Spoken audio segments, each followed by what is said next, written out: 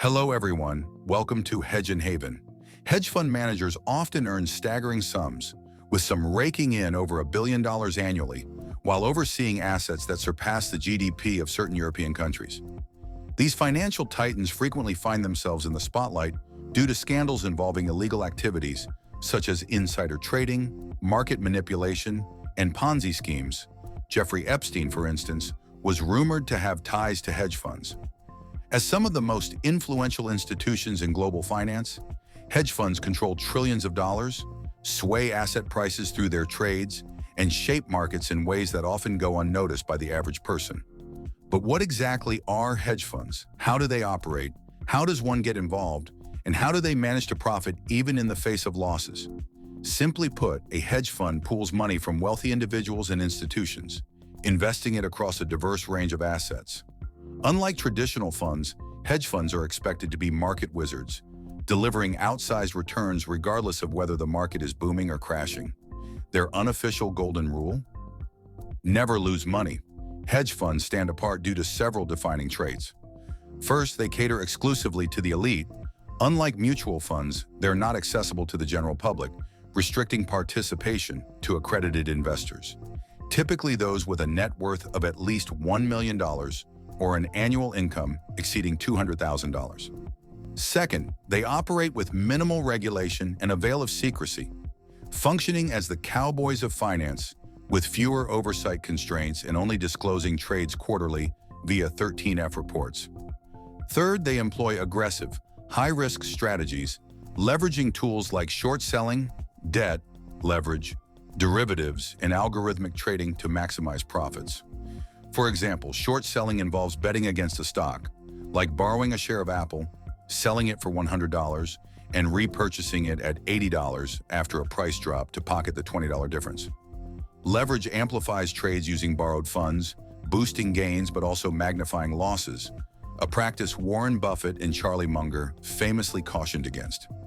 Derivatives, such as futures and options, derive value from underlying assets and add another layer of complexity.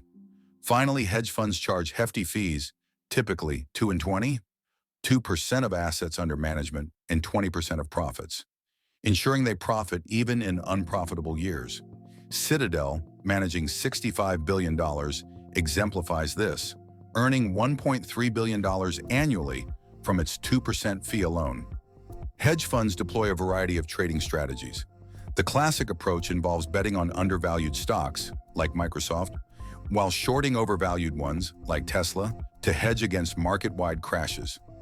Global macro funds, like George Soros's Quantum Fund, capitalize on major economic shifts. Soros famously earned $1 billion in 1992 by shorting the British pound, forcing the UK to abandon its currency peg. Quant funds, such as Jim Simons's Renaissance Technologies, use AI and algorithms to execute millions of trades daily, exploiting market inefficiencies.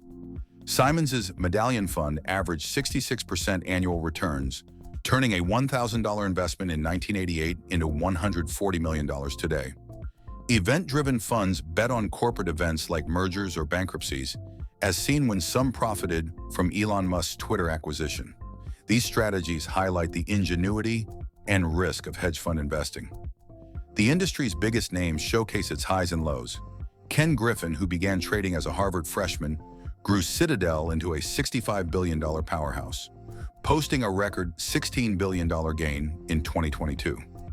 Ray Dalio's Bridgewater Associates, the world's largest hedge fund with $125 billion under management, thrives on his all-weather portfolio and radical transparency culture.